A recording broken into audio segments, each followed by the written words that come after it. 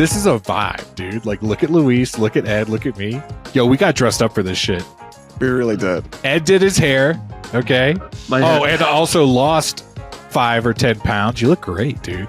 Luis got a brand new sweater from U of H. I did. Yo, it looks clean. Show him the sleeves. Show him the sleeves. That's the thing that really sells it. Look at that. Oh, whoa. It was a gray. Yo, I didn't I'm even see telling the you. gray. That's hilarious. Every angle is a look, dude. He could. And when you he wear could, black pants and black shoes, it makes the black pop. You know I'm what just I mean? telling you, I if bet. you were wearing that and you murdered insurance CEO, they'd Yeah. catch you so fast. Okay. What's up, just everybody? got- Welcome back to Punch Drunk Nerd. I'm Luis Gonzalez. Some call me Louis. Some call me Luigi. With me on the pod is also...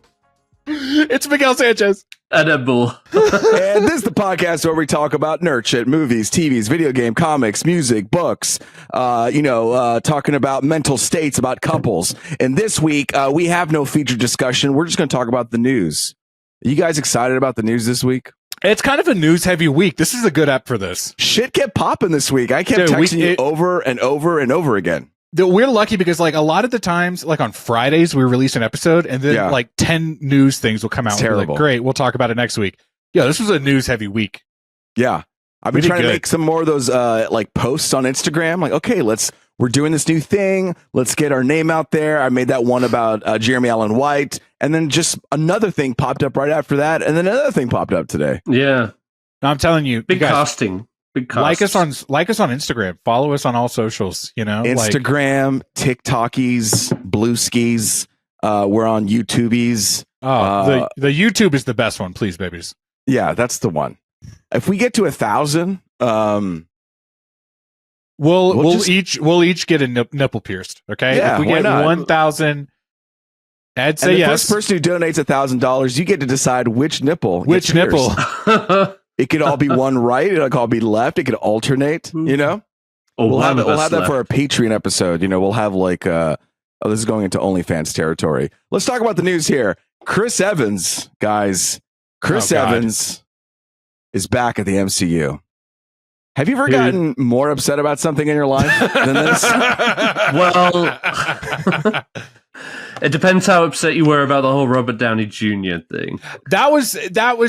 it was just like, oh no. And then this one, it was like, oh no.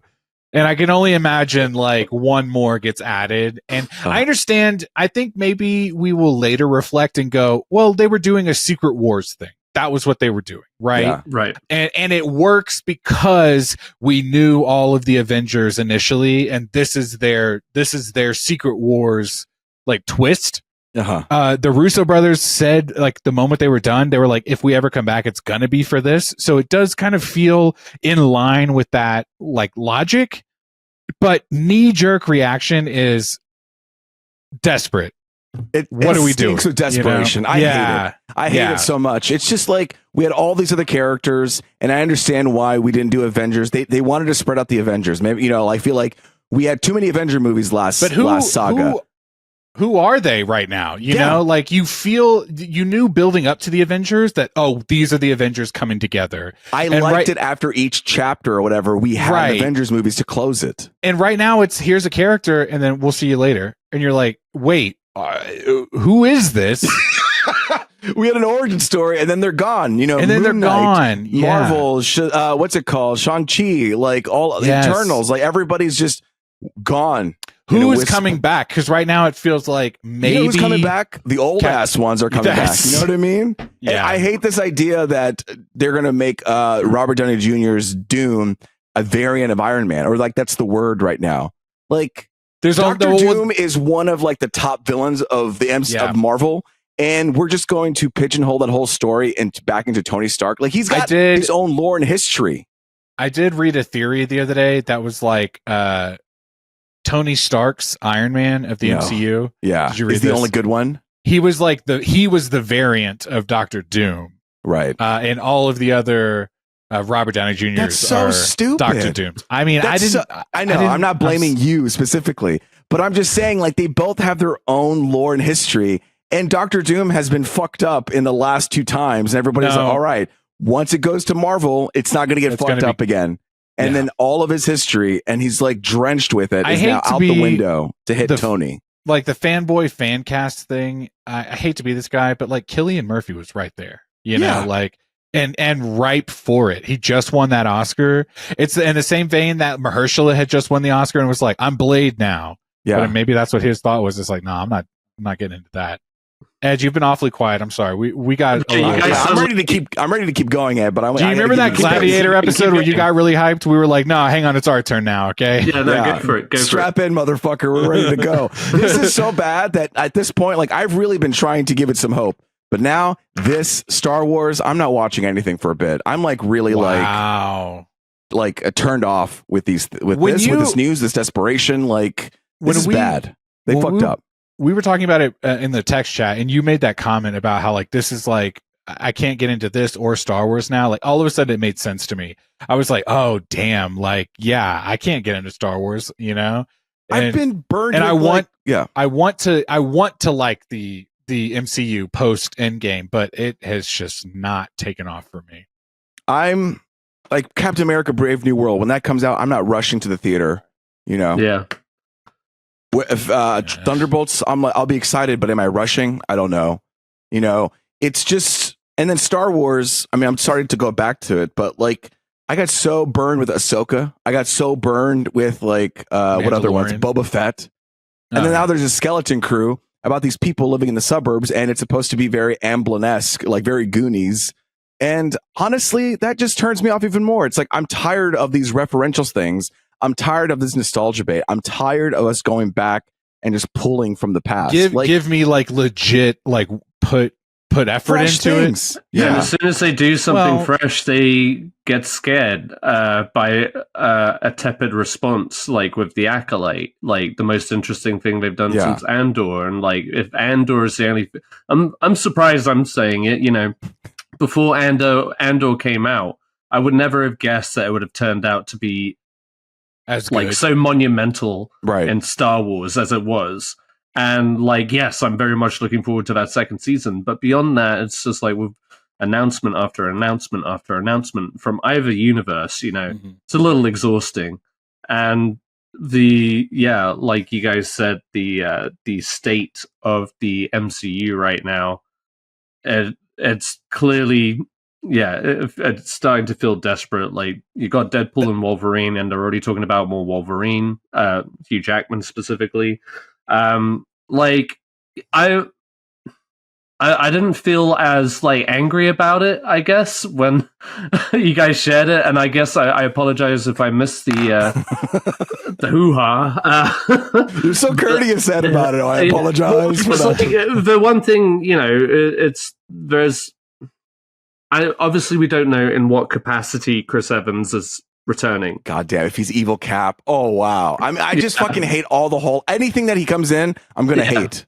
And unless he comes back and he's like, I just returned the stones. You know what? That's the only thing. Right?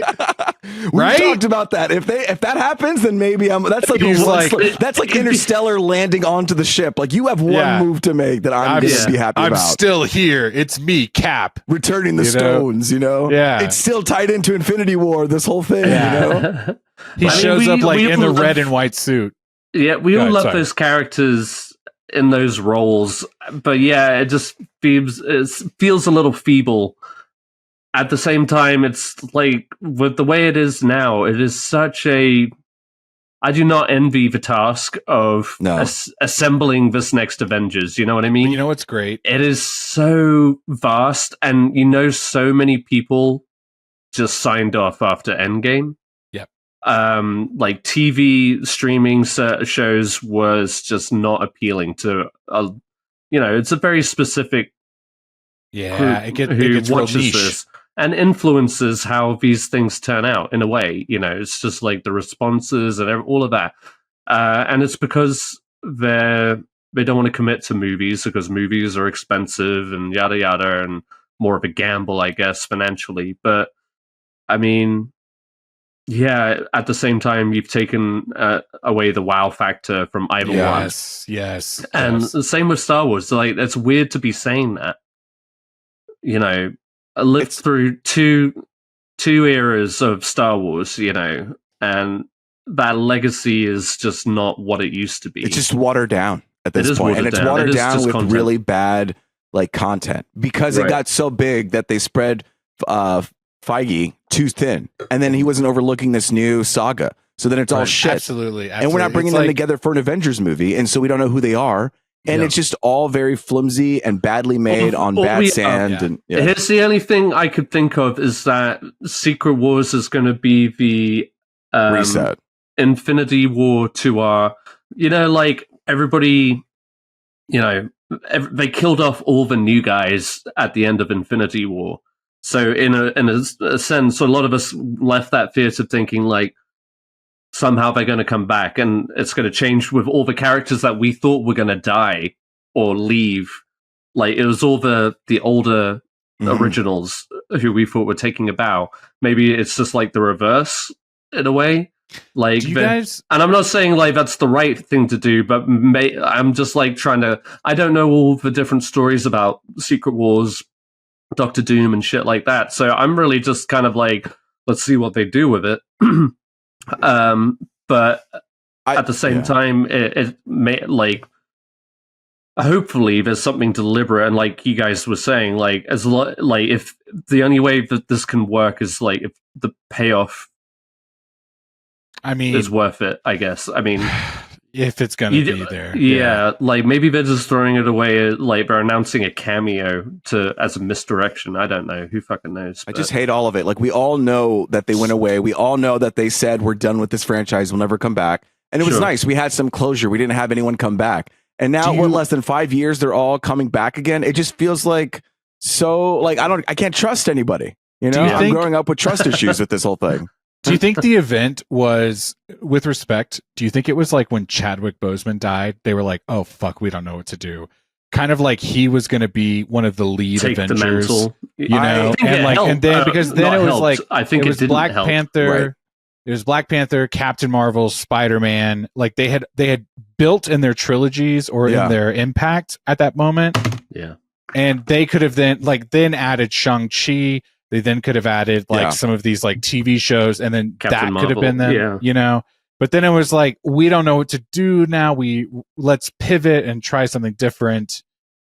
I mean, I think it's that, and I think that Kevin wasn't around to kind of guide the sheep stretched too thin. He got stretched. Outside of movies, he had to control the comics, the games, the whole Marvel brand, and that's like he's the glue. He's in there and he's able to just kind of be the bumpers and say, no, go this direction, keep it to this direction. The other thing and highlight these moments. And he just wasn't there. The other thing is like the money. Once Star Wars got $4 billion or whatever, or once Marvel got, all of these billions of dollars, it became so big that, now we have to produce at this level. Whereas like early days Iron Man, Iron Man was one just trying to do what? Make this Iron Man movie. Yes. And because of that, there was something special about it. Let's make this work. All focus was on Iron Man and working and building off of that. And let's build off of it. And now it's like, that quote or whatever where Kevin Feige, I mean, it was a few years back now, where he was basically saying like, we've got Marvel mapped out for the next 20 years. This is the same thing that's got me worried about James Gunn's DC is we start mapping things out. We're going to go, this is this. It's like, but you're on step 15 and we haven't even made step 1 work right now. So I don't know. I agree with you. After that, it's a constant game of catching up. Exactly. The moment one movie falls behind, you start to wonder, oh God, how do we correct? How do we correct? Yeah, what placed where? And it's like, oh, we stumbled, and now it's just which has basically been this entire phase of. And I mean, there was some like missteps in the previous phases too, but this one more significantly, especially with TV shows too, you're just like, okay, you're overcompensating for the lack of. Mm-hmm. It's like when you run too fast and you fall over. You know what I mean? Like you just gotta slow down a second. Yeah. With every misstep, we as the audience was like, well, that was this one. But the next one will be for good. A while. And then it was me. I was like, I'll wait for the next one and the next one. Oh, well, we're still figuring. It's a transition. We're still figuring it out. Everybody knew right after the Infinity Saga, like. Not that it was going to be a stumble, but it needed a breather because you couldn't hit those heights every time. You have to rebuild those stakes. Man, imagine if they took 2 years off. Exactly. And, we're not having any movies in the next couple years. Needed. That's what they seriously needed, was at least 1 or 2 year hiatus where we weren't immediately diving into the next story. Imagine the build up for the next movie. You should have it where it's like Star Wars for the years. Star Wars takes a break, then Marvel sticks in. Then Marvel takes a break and Star Wars comes in, or something like that. That's crazy. At the end of Endgame, 2 years goes by, and then they introduce Shang-Chi. Because then all of a sudden you're like, whoa, who is this? Like, this is a new, fresh character. Mm-hmm. And, I mean, albeit most people say that movie was pretty good. There were highlights from that movie. Fun. So maybe if there was like a little bit of a spacing involved, it would have hit a little bit more. Yeah. I see what you're saying. Sorry, I'm catching up. Just a little breather, because you went from like one of the biggest movie events of the decade. Yeah. And immediately you were just like, hey, stay tuned. This is what we've got. In the words of Disney's Robin Hood, absence makes the heart grow fonder. Okay. Thank you. We need to take a 2-year break and then get back to it. I mean, this is turning me off to, I don't know. I don't know if I'm entering into my villain phase or something, but I'm not even watching Creatures Commandos right now. Like, I'm going to be honest. It's going to take a while for me to jump into James Gunn's DC. I need to see like Superman, the Superman trailer.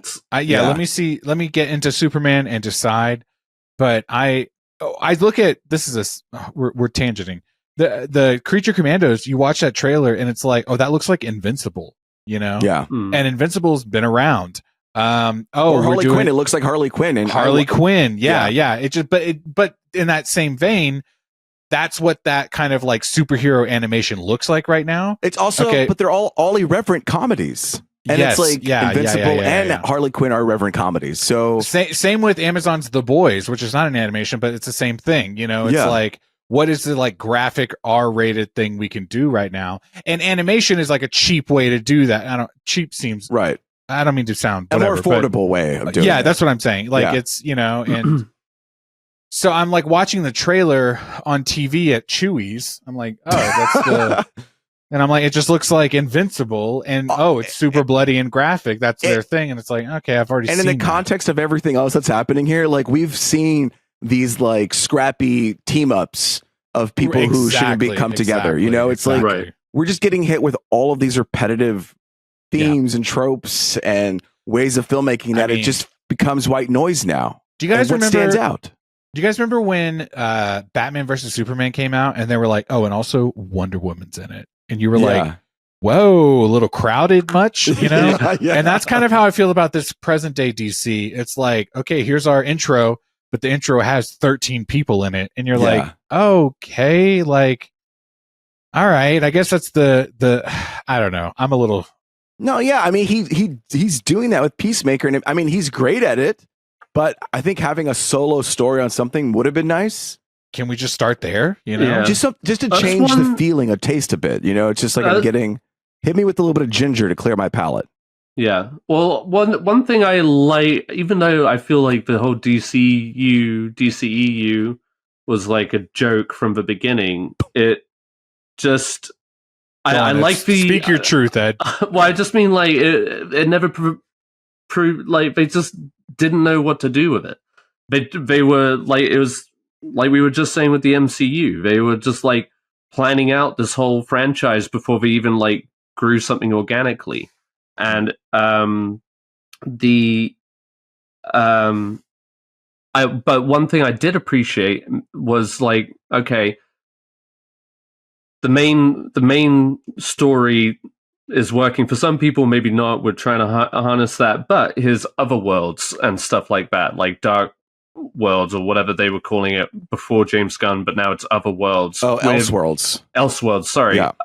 With like James Gunn's the Batman and James Gunn's the Batman. Matt Reeves.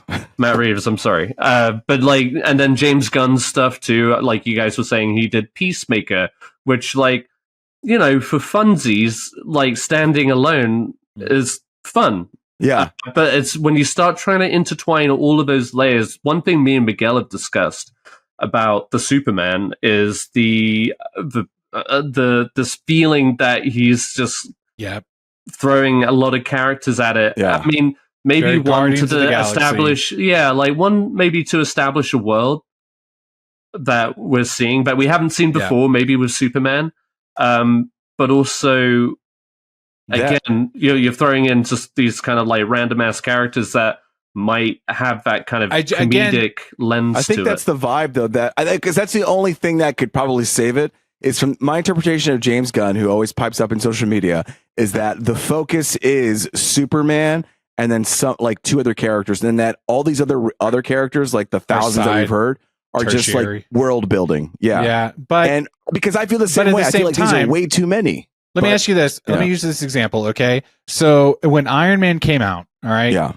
that was the movie of the MCU, and the only character in that world was Iron Man plus his villain or whatever. Right. And then you build the world a little bit, and wouldn't you know it, Thor is up in space being Thor. But also Captain America. Oh, by the way, he's been here. By the way, he was here like 40 years ago. Yeah. And then 20 years later, basically, it feels like they were like, oh, and Brie Larson, she's Captain Marvel. She was actually the first Avenger. Yeah. And then all of a sudden you're like, okay, the timeline is like, and Fantastic Four, they were here in the 60s, but you're missing else, you missed that like focus where when he showed up, he was the only one. Yeah. And same thing I feel like with the Superman is like, I understand world building, but and that was the critique of Zack Snyder's Batman versus Superman is he goes, we can skip all of these steps. We can just do Justice League in 3 movies because it's it's Superman, Batman versus Superman, Justice League. We can skip all these steps. And then we all fucking hated it. Yeah. And I think, am I the only one? I'm sorry. No, my bad. I agree with you. I agree. Yo, I'm letting you cook. This is exactly what's happening. You want to trust James Gunn, but it just feels like I feel like me personally is James Gunn should just be that like the world builder that comes in when it's necessary and not necessarily needs to be like, this is how all of my projects should look. I'm letting him try for this one as a Superman. I understand where he's coming from, and I know he has a history of all these like team ups and stuff, and a huge ensemble and cast.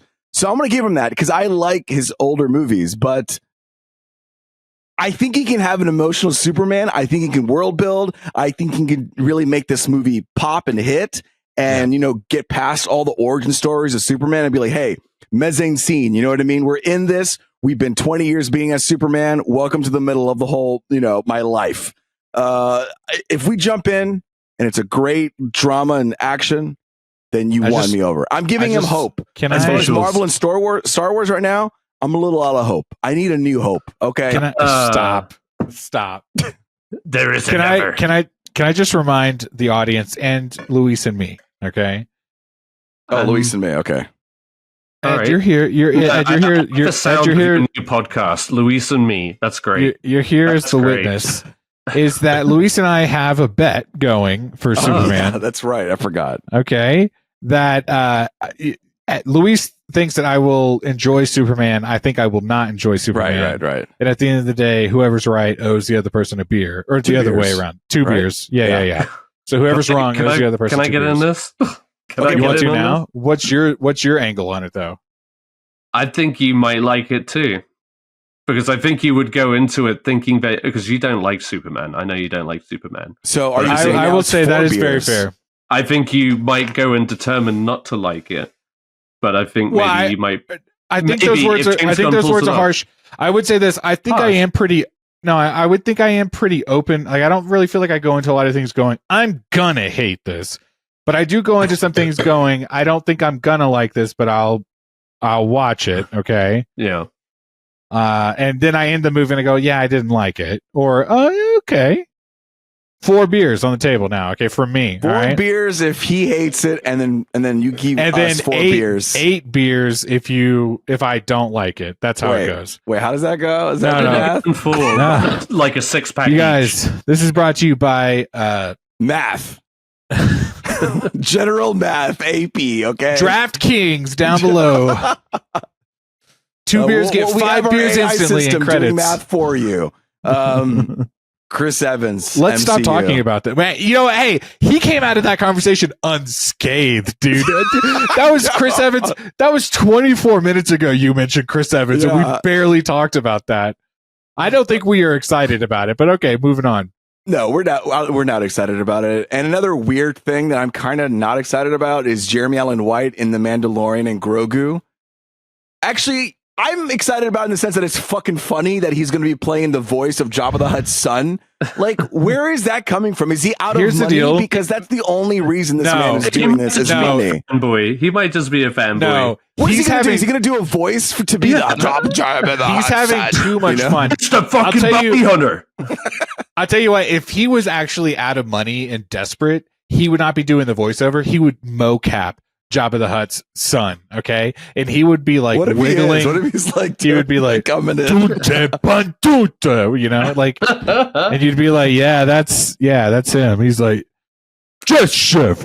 I don't think like immediately on release they're going to be like, did you spot Jeremy Allen White? You'd be like, no, I didn't. Okay? I think this is the most out of left field thing I've ever seen in a long time. But taking it back to these actors coming back to the MCU. Disney, you as an actor could go, hey, do I want to have something super creative and deep and dark and like really make myself work on my craft, or do I want to buy 2 more homes because I could just like sign up and one movie I have all of the money I need for generational wealth. I guess I thought he was more of a Paul Mescal type of guy where he's like, oh yeah, I ain't doing no Marvel or Star Wars, Paul Mescal is Mezcal. Okay. He will 10,000 Mescal. He will 10,000% be in some sort of property before you know it. Okay. He's already in Gladiator, babies. Yeah. And that was not like some. You're saying he's one short step away from a Marvel or Star Wars or DC. Do you understand? Did you see that bullshit Maybe news? Harry Potter. Hey, he could be Voldemort. Yo, all right. No, you saying Paul Mescal could be Voldemort? No, he could be Harry Potter's dad. Look it up. Get down, Harry, and then he just dies. No, you guys, no. I think he would 100% be Voldemort. But he could also be like Black Mask in a Batman movie. He could also be. He could be a good Sirius Black though. So now you're on board. Okay. I said Sirius Black, you stupid bitch. Voldemort is different. But I'm just saying. Ooh, he could be there, right? No, I'm not going to go down a tangent on that. Go down a tangent. Fuck it. No, fuck our episode. It's fine. Go down the rabbit hole. Well, you talking about the Harry Potter casting. I was going to go on a tangent about that, but we don't need to. Because, like, you guys have seen all of these like rumored castings for the TV show. And it's just like we're in conversation. Just like announce it, like whether you're doing it or not or whatever. But there's too much speculation. Speculative casting. I'm sorry. That's a better word for it. A lot of leak news. Like this was coming out. Another leaked thing was like, I know this isn't on the docket, but going on Tangent City here is the whole like end of the Sony Spider-Man universe is also happening. Did you hear about that? Like that was also like a leaked or like inside. Can we talk about it? Can we talk about it now? Yeah, let's talk about it now. Yeah. Fuck. Okay. So think about it. Was it 5 months ago before we even saw a trailer for Kraven the Hunter? Yeah. Sony was like, oh, people are going to want to go see this movie again and again during Christmas season. And it was like, no, they're not. And then to have the audacity to be like, anyway, do you guys want to come see this movie? Don't worry, we're not going to make any more. Like, go fuck yourself. Why are we doing it at this point? Why even bother if the end result is, first off, this is two examples. The director of this movie was like, give this movie a chance. Fucking the guy that did Mufasa, Barry Jenkins, coming off an Oscar win. Everyone was like, why are you doing Mufasa? And he was like, no, it's a good movie. You should make this movie. And now he's over here going like, oh, and also, by the way, I can make other movies too before the movie even comes out. And I just think like, why are we signing on to these things if at the end of the day you're going to go, oh, it wasn't my best work, Yeah. Well, I know the Sony thing was an insider, not like Sony officially reporting, like, "Hey, we're done with this thing." So okay. someone from inside Sony's camp was like, "Hey, you want some tea? You want some inside shit?" They're not doing this anymore. That's a different angle. That's my so they're going to focus. They're trying to focus on like the actual Spider-Man stuff, and their co-production, which with is hilarious because it's like, oh, now you get it. Yeah, you finally caught up, buddy. Oh, is that what we want? I think here's a prediction. What I think was going to happen is they're going to keep doing this the Spider-Man Marvel stuff, and I think in Secret Wars or Doomsday or whatever the fuck it is, one of those, they're going to introduce Miles Morales because 1,000%. They're already because Miles Morales was in Secret Wars and he had a huge part in that like story because he was from another multiverse. You know what I mean? And then all the multiverses collapsed. And then they were basically like, "Hey, I know you're from another multiverse, but fuck it. You're in the main universe now." And he's like, "Okay, cool." Yeah. So I can see him as a transitionary, like, "Hey, we're done with all the old Marvel shit. We just introduced new Miles. And you know what? In this brand new Marvel universe where we're going to reboot everything, Miles will be that constant." In the way that we hoped the Flash was going to do that for the DCEU. Yeah. Yeah. This is Marvel's like, well, we got to do it now. Like they didn't do it, so we gotta. Yeah. I could see that being the case. Do you think we've seen? Hang on. Miles Morales, like, do you think we've seen him as an actor already, or do you think he's going to be some like wildly unknown actor? Oh, it's got to go the Tom Holland route for Miles Morales. I feel like did you know who Tom Holland was before he was in Spider-Man? Was he a young Black American who? I'm just saying he was just. What I'm saying is I understand Tom Holland is Spider-Man. I understand that. Yeah. What I'm saying is he was a young unknown to the masses, and so I think they'll hire another young unknown to the masses. Wait, what do you think? What do you ask? I was like, no, Tom Holland is not Black. Like he's not. He's not Miles Morales. Will know who Miles Morales. They're going to go the unknown route. Yes, right? That's what you're saying. Okay, I'm sorry. I misunderstood. Similarly, how they did with Tom Holland and Spider-Man. Got it. Mark it. That's a good clip. Okay, yeah, no. So that's a good idea. We'll see. Because there have been like rumored people who they're like, oh, this person, like even actors being like, I want to be Miles Morales. Like I'll be Miles Morales. We need to stop with that shit right there. He's gonna have to be very, very young, or like if they want to be Miles Morales now, by the time we do it in Secret Wars and then moving on to the future, you'll age out. The kid from Stranger Things, like he had mentioned it at one point. The guy that plays Miles Morales in the Across the Spider-Verse, like the animated movies. He even was like, I would like to be Miles Morales in the live action. Everyone was that would be pretty cool, but will he make it in time? Because he's supposed to be like a high schooler, and I think they should have him as a high schooler. Everyone was like, you're a little too old, my guy. It worked really well with Tom Holland. Like you bought it, like he felt like the youngest.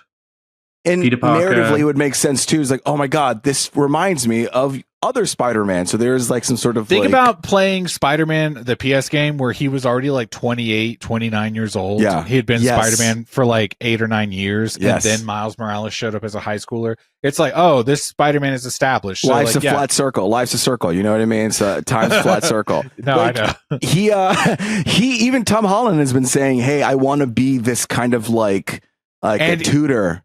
I'll tell you this, if they're talking about Tom Holland having a whole nother trilogy of Spider-Man movies, then that's what he's doing in this one. Because let him do those Sony movies and then tie it with Secret Wars, bada boom, Miles. Tom Holland's gone, Miles continues on. Yeah, exactly. Boom. He has so much creative control on that right now, too. And good for him. He's the reason why, remember after Spider-Man 2, basically, Sony and Marvel hit like a stopping point. They were like, hey, that Spider-Man 3 you guys wanted? Not going to happen anymore. We're canceled. Right.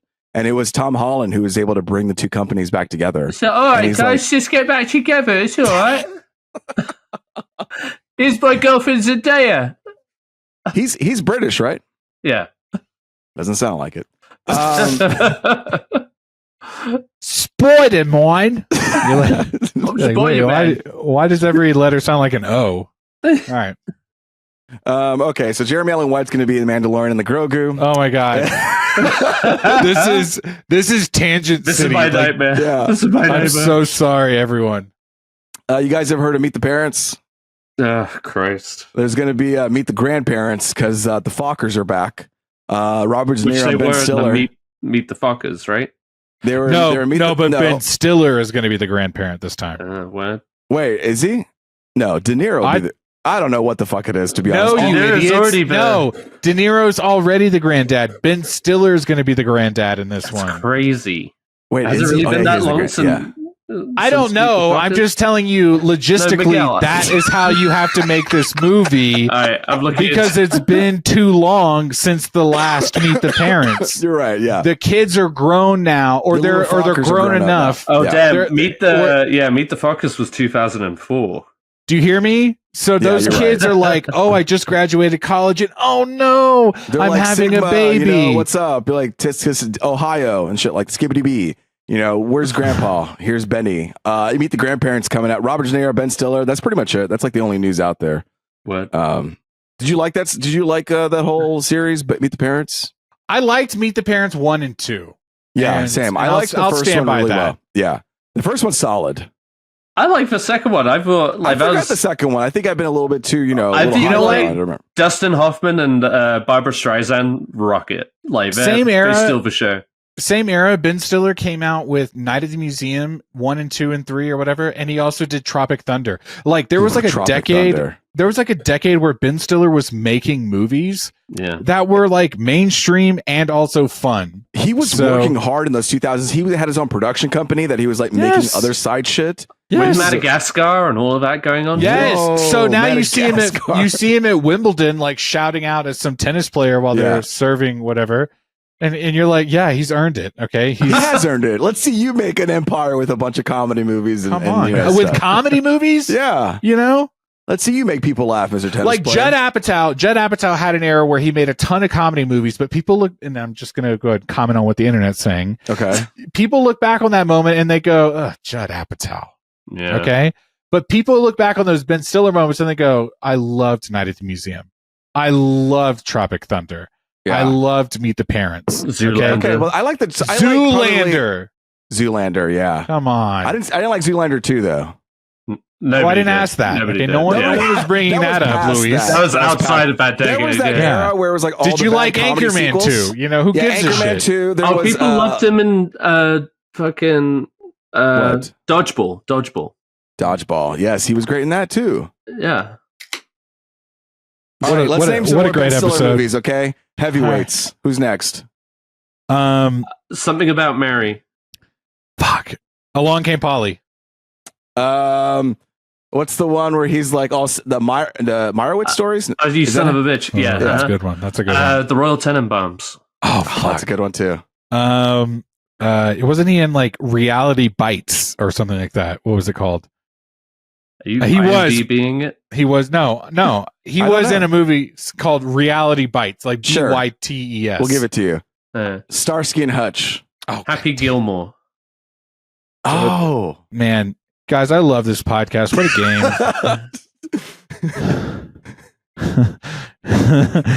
Did we say Night at the Museum 2? Oh yeah, Night at the Museum 3. Thank you.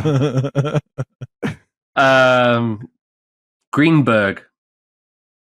What'd you say to me? That was like terrible. Yeah, Secret Life of Walter Mitty. Oh, nice. Oh yeah, where he's like jumping in midair. Yeah.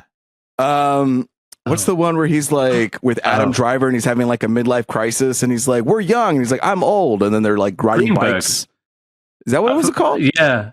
Oh, Luis lost. Sorry, but man, what a great game. Oh, that's me. No way is that called Greenberg. I'm looking it up right now. That's the one. What's that Adam Driver thing, by the way, who's like, I just had sex and now I'm eating nachos? What's that? That's with Daniel Radcliffe. That's another one. Okay, I thought that was the same movie. I was like, 2010, Greenberg, a man from Los Angeles who moved to New York years ago, returns to LA to figure out his life. No, this isn't the movie I was thinking of, but I will take the L on this one.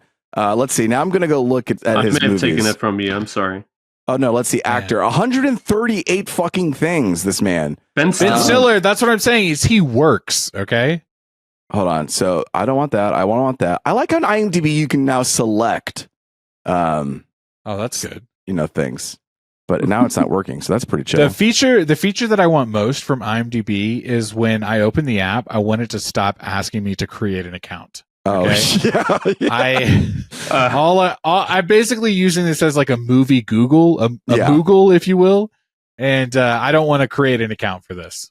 While We're Young, that's the movie I'm talking about. That's what I was saying. I apologize, Luis. I mean, you deserve the win for that, if anything.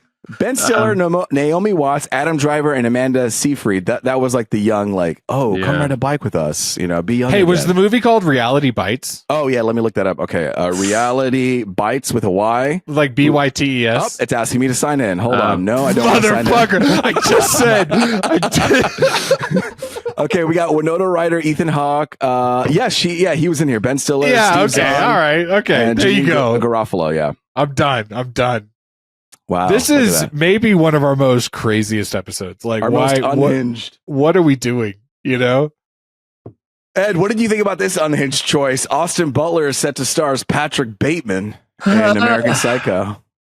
No, hang on a second. Before you ask him that, tell him who's directing it. Oh, it's Luca Guadagnino. No, I know Ed knows. He's like, of course I know. He got so offended. You just wanted to hear me say the name, right? Yeah. You knew I was dodging the name. Right? I know. Well, because if there's a director that gets Ed, how do I say this? Horny? Engorged. Okay. It's Luca Guadagnino. It's goddamn Luca Guadagnino. I only know this name because Ed's like, he calls me in the middle of the night and he's like, "We gotta wake up." It's Luca Guadagnino. I literally was like gunning for my son to be named Luca too. Oh my god! Not solely because of Luca Guadagnino, but because of the Pixar movie Luca. A little bit of column A, column B, and some other columns too. I liked it. Clearly stuck on that Luca L name. Ball. Anyway, yeah. Luca Ball, Lily Ball. Luca Ball. It's got a ring to it, right? I don't like it. Luca Ball. Okay, thank you, Miko. No, I'll just tell you right now. There was a name that respectfully that Ed mentioned previously in an earlier childbirth that I was like, I don't think that name works for you, and I just feel like Do you remember what it was? I do, and I'm not going to tell you now. But I just feel like it's not my place. And if you had picked any name that is your family's name, but I feel like also like I feel like I've earned a spot to be like, I don't think that works for you. Okay? He's earned a spot, absolutely, 100%. And I only to say is like, I honestly would expect you to tell me in that moment. Like that's what I'm saying is like, you trust me, right, Ed? Do you trust me? And I would have said Luca Ball is not it. I would have said that's not okay. it. But what would the middle name have been? Maybe that could have changed it. Maybe. Like, but it was like Luca Estebo. Do you know like when you hock a loogie? That's what it sounds like with like Luca Ball. Like it doesn't sound. It just doesn't. Yeah. That's what I'm saying. It doesn't sound. Okay, fair enough. Touche. All of that. So we were talking about Austin Butler. No, see, that's what I mean. Why are we doing this at this point? Shut the episode down. Okay. No, you know what? I'm excited very much about anything that Luca Guadagnino is doing these days. It is interesting that he's doing American Psycho, but he's also attached to like other stuff. So at first, whilst I was skeptical that he would actually go through with it, I guess he is. Austin Butler, here's my biggest thing right now. It's kind of like the Pedro Pascal effect. The Timothy Chalamet effect, 100%. The Austin Butler effect. Yes. And don't get me wrong, you're putting Pedro Pascal in that pool? I guess so, huh? No, absolutely. No, these are actors who are good, but they're oversaturated. What do you want Aaron Taylor Johnson? Do you put him in that list? No, I wouldn't. No, can I put him in there? I don't like him. No, but it's okay to not like. It's okay to not like him. But no, he's more of a that's not the same actor. thing. No. I'm talking exclusively of like the ideal Hollywood leading man right now. It's like Timothy Chalamet. Yes. That like literally somebody posted a list of all the actors, like the 8 hottest actors that studios are going to first before. It's like the Leonardo DiCaprio effect. It's like they will send these roles to their desks first before reaching out. So Austin Butler just felt like a very like, you know, throw a rock and you're going to hit one of these guys. Sorry, I just had a thought, but I'm going to say save it for later. Okay. Good. All right. But yeah, I mean, don't get me wrong. First off, 100%, I like Austin Butler. Do I think he's capable of this role? Absolutely. I think he could do something interesting with it.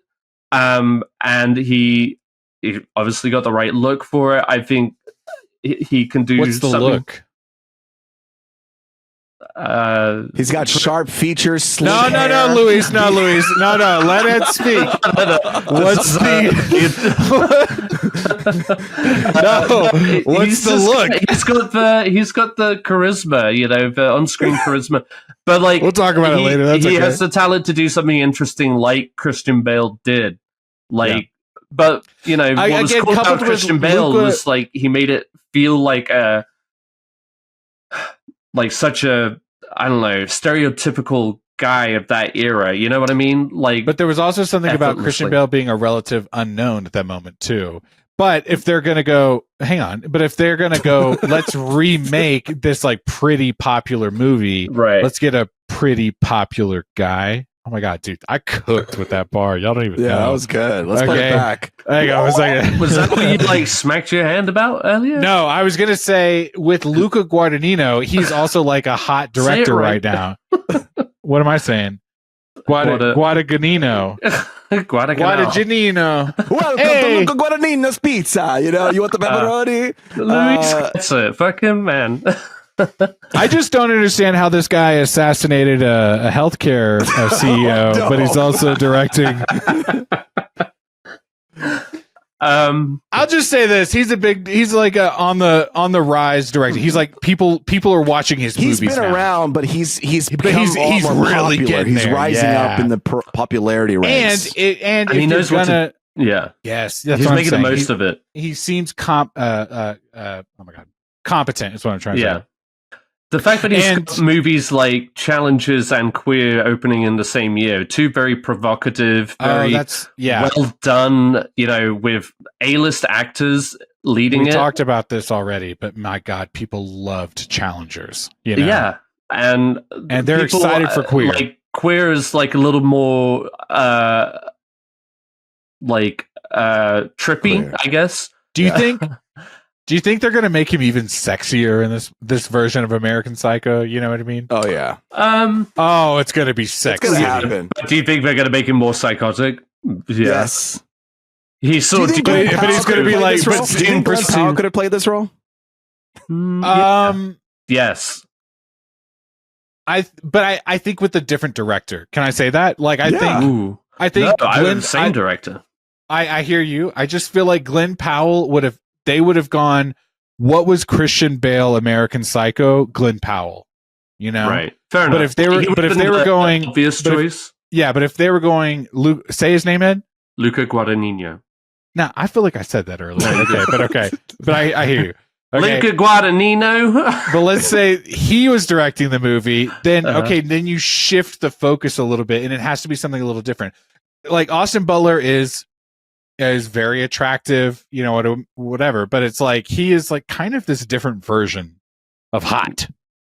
Yes. Is this a safe space? Can we have this conversation? Well, that's what I mean, like Glen Powell is like Barbie hot, Ken hot, you know? 100%. Like Austin Butler is like different.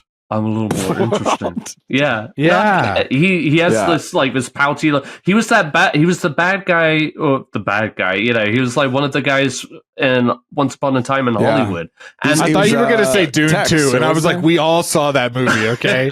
Well, that too also, but like he doesn't mind getting his feet dirty, his face ugly. I was surprised.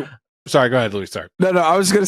Okay, do you think you could see him if they reboot Pirates of the Caribbean to being like a new Jack Sparrow type of guy? Whoa. Okay. Yeah. No, that would be. I could see that. That would be pretty good. No, he's already going down the route of, you know, Slither and Slash. Yes. You know what I mean? Yes. Throw a wig on him. Throw the suit on him. He'll get there. Okay, so in the same way, I'm so sorry. I just became a Wicked head recently. Okay. But in the way that people are talking about how I know. The way that people are talking about how Ariana's Glinda is kind of like the original Glinda. She's just copying it. But then someone said, well, she created, I'm blanking, Kristen Chenoweth, she created the standard for this character. And so naturally everyone after that is going to kind of like follow a script for that. The same way with Johnny Depp and Jack Sparrow. Like he created that character. Yeah. So I could see Austin Butler doing his own thing, but also still being like, I mean, Batman puts on the ears. Superman puts on the cape. You know what I mean? Like he puts on the dreadlocks. He's exactly. Like he's doing his own thing, but he's becoming that character. You know what I mean? He would live it. I mean, he would come out of the movie. I would watch that movie.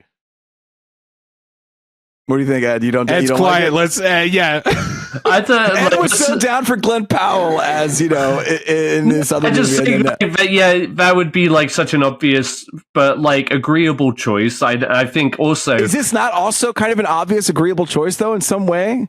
We're talking about Austin Butler as Jack Sparrow. No, Austin Butler as Patrick Bateman. Oh yeah, no, I do. No, I would have said more. I really don't disagree with it. Glenn Powell would be too obvious. Okay. Right now, I think to your point, Miguel, about Luca Guadagnino being the wrong director for Glenn Powell, I think Glenn Powell needs a director like Luca Guadagnino to give his what a sentiment, Ed. Yes, Ed. I actually right now he's the hot but because he's going the Tom Cruise route. He's been blessed. He's been blessed by Tom Cruise and and you can't hate on it. But he goes, this is my trajectory now. Tom Cruise also did P.T. Anderson route. You remember he also pivoted a little bit. And that's Tom Cruise is trying to come back to that. So, yes. He needs to hop on it soon before he becomes he has to fight his way out of it. But he could jump on a Tarantino film. He could jump on a Tarantino film and really that could be the turning point and then rocket his way into something else. 100%. Matthew McConaughey, though, was the rom-com king for like 10 years, and then he pivoted and became who we know now. Right. Glenn Powell could do the. Glenn Powell could do the. Oh, we have. I like doing bits, Luis, okay? But not when I'm in the middle of explaining serious thought. No, we're off the rails. It doesn't matter, okay? I think Austin Butler, I think Ed made a really good point. Yeah. Glenn Powell needing a director like Luca, say it? Guadagnino. You got me self-conscious now, and I don't like that. But the same thing with Austin Butler. He's doing this route, but I could also see him doing other things. I don't know. I lost. I mean, Dune Part 2 was a interesting turn from Elvis. You know what I mean? That guy, he after being blown up from Elvis, I was gonna hang on. After being blown up after the whole award season that year with Elvis, it was just like a smoldering hot Austin Butler on the red carpet.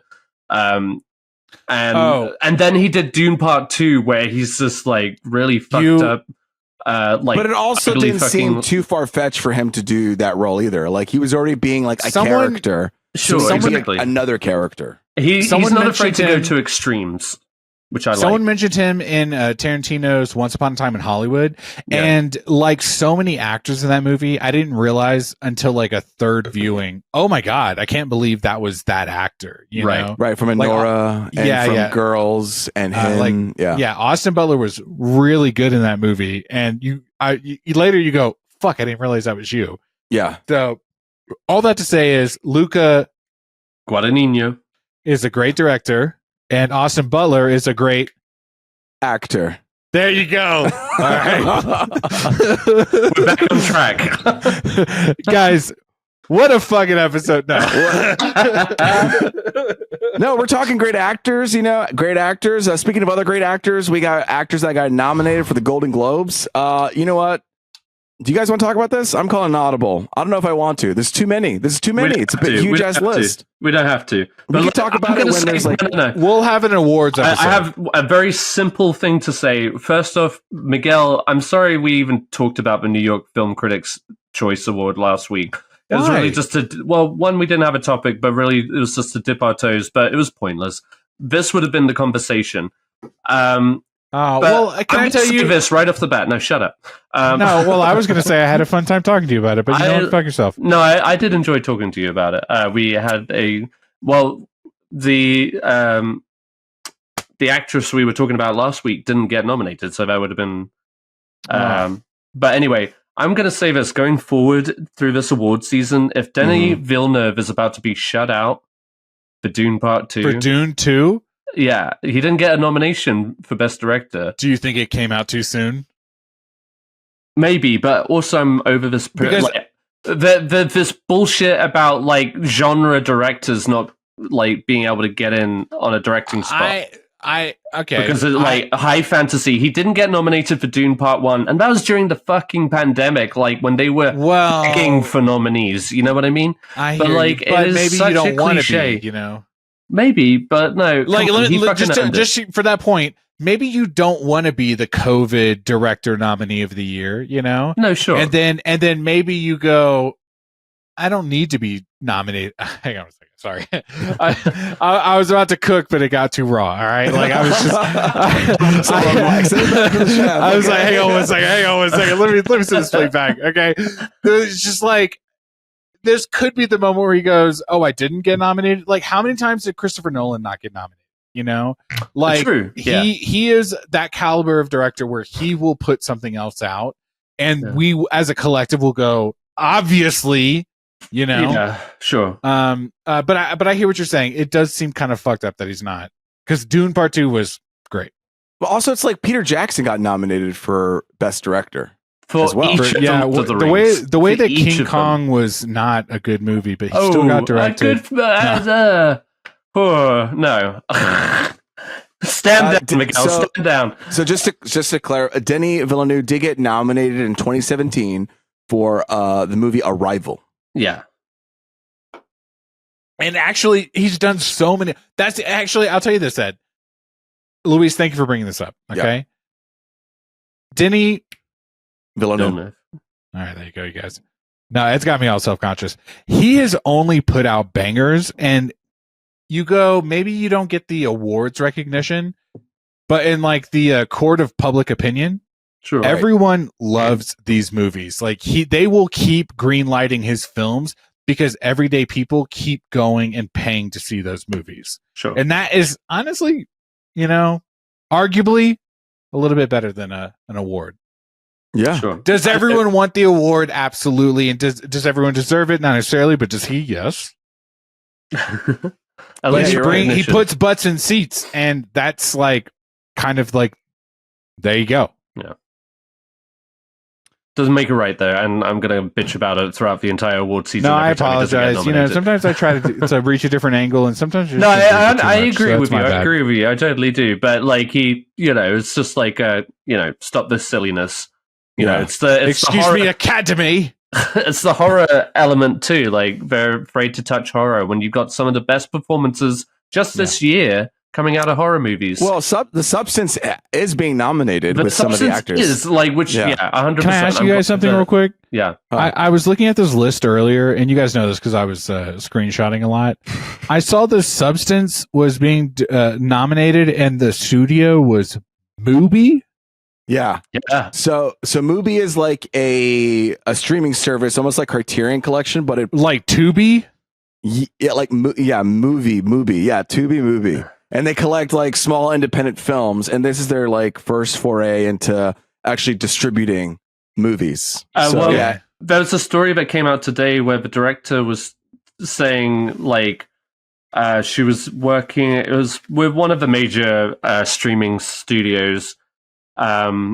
Where they were saying like you need to scale back on the ending, and she was like no. And so they sold the rights to it to Mubi, and now because Mubi was like, do whatever you want. Exactly. Yeah. Just as long as you put my name in the front. The movie has made a profit, and it won like an award at Cannes, and now it's getting all this awards buzz. So.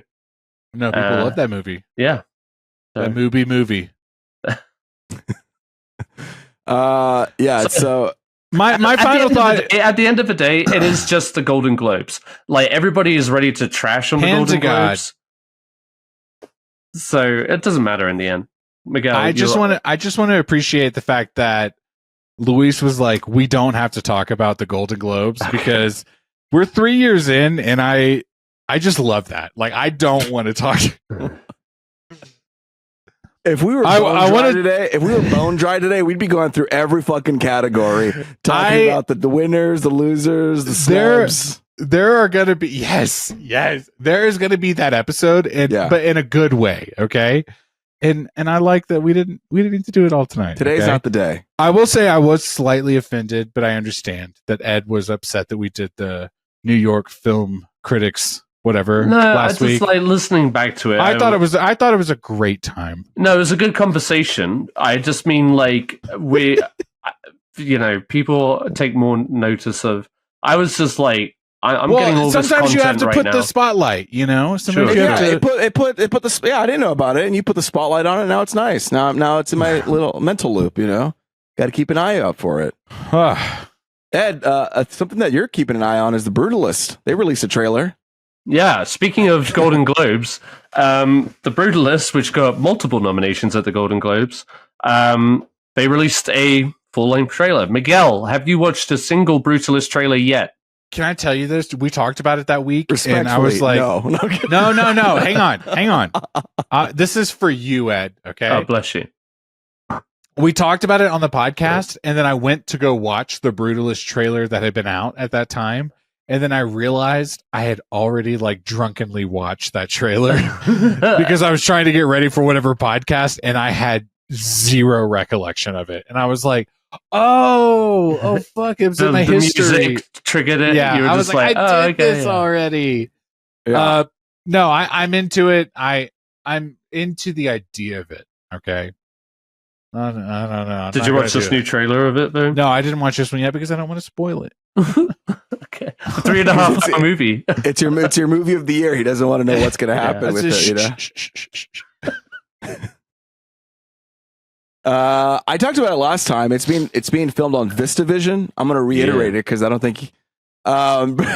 Is that the same thing when Wizard of Oz went color in that one scene? Absolutely, yeah. It's absolutely what their dig is that they do the 35 millimeter and they flip it sideways so that they get more room on the film. It's like wow. It's in between 35 millimeter and IMAX. It's like a nice little cheat. They're only doing it in 4 theaters or 5 theaters, around the world, like the True VistaVision. I think I could be lying. Who knows? Ed's excited to see The Brutalist. I'm probably going to wait because I don't know.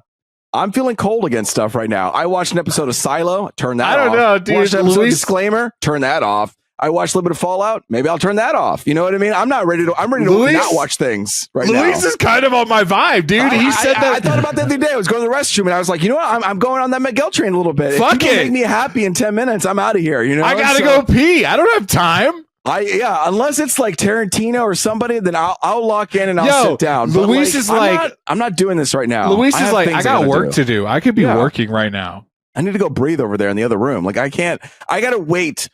We talked about the Conclave, movie. I don't know. It's also the movie that I'm I just gotta wait until Ed or Miguel tells me, Luis, you gotta watch it. Then I will watch it. I feel that. But I understand this year right now, I'm just. God damn it, you really got to Luis. step up to me right now. I've stepped up to you so many times. God, fuck yeah, Luis. All right, Ed doesn't like this. I'm turning to no. Ed hates when we connect, and I appreciate that. Yeah, the Ed and Nobody Hour.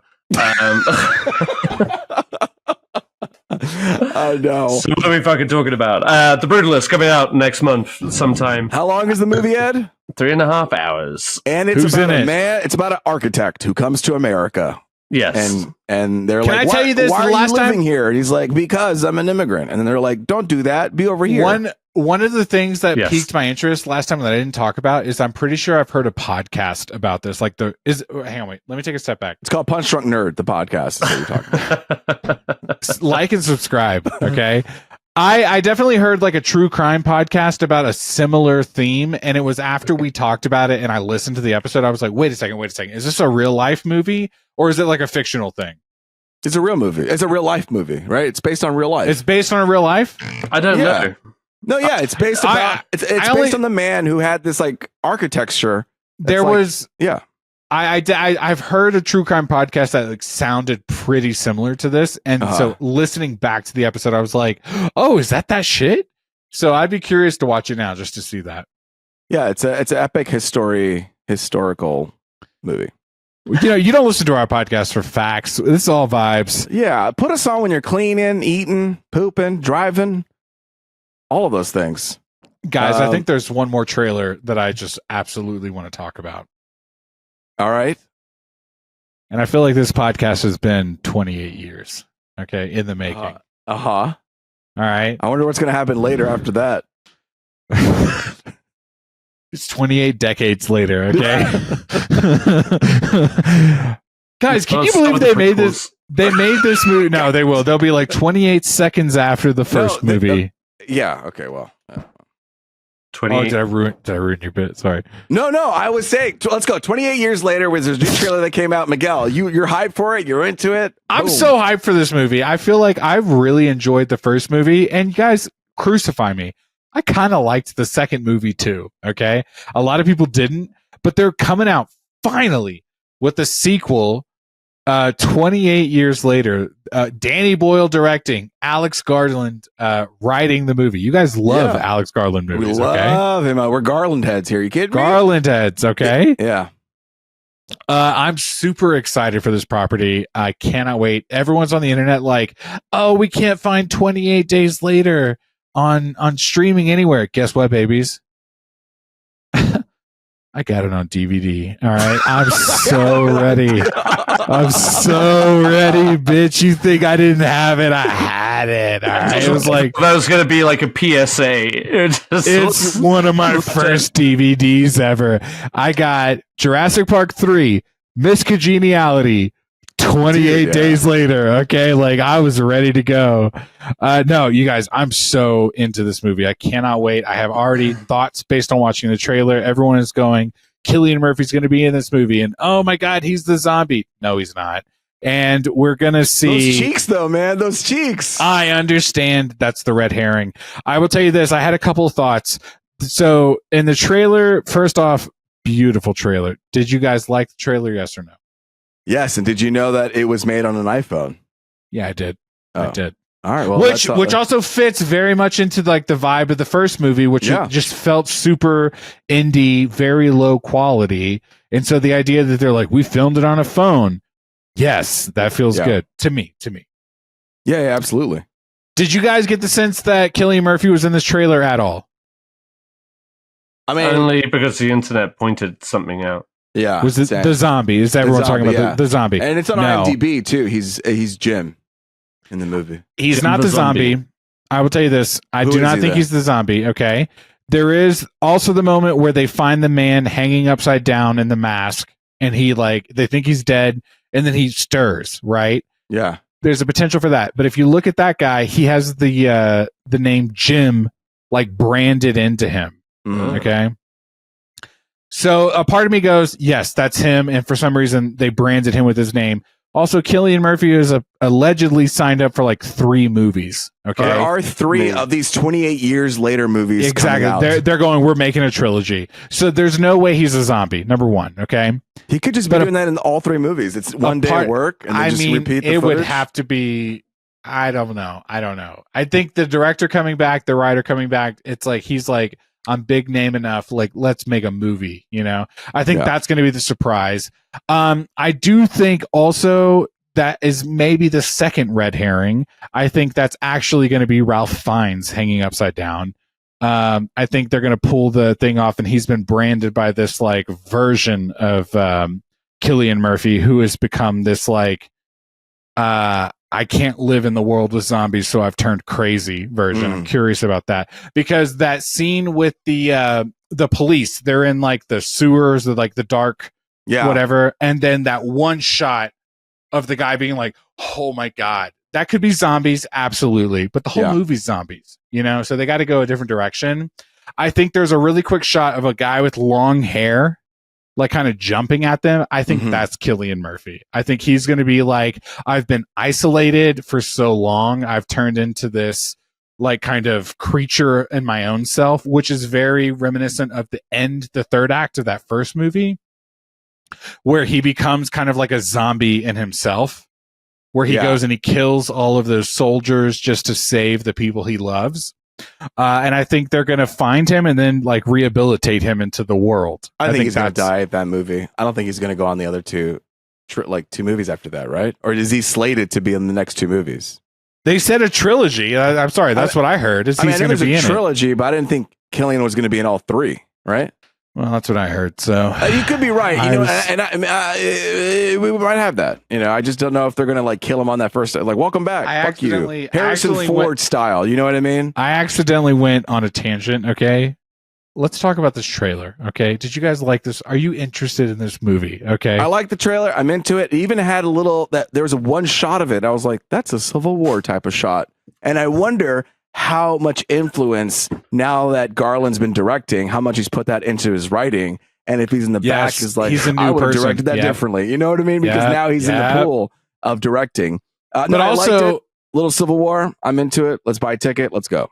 I'm ready for the bucket. But also, looking back at the criticism of the second movie, where everyone goes, the first scene was the best scene of that whole movie. Yeah. Danny Boyle coming back, him coming back, he could also write this movie going, no, we need to like capture that feel for the whole movie. Totally. Yeah. People are busting in. Have you seen these movies? Have you seen any of them? I've seen the first one. Yeah. And I came onto it late, It doesn't matter. So I'm not like I've never been like a big zombie head.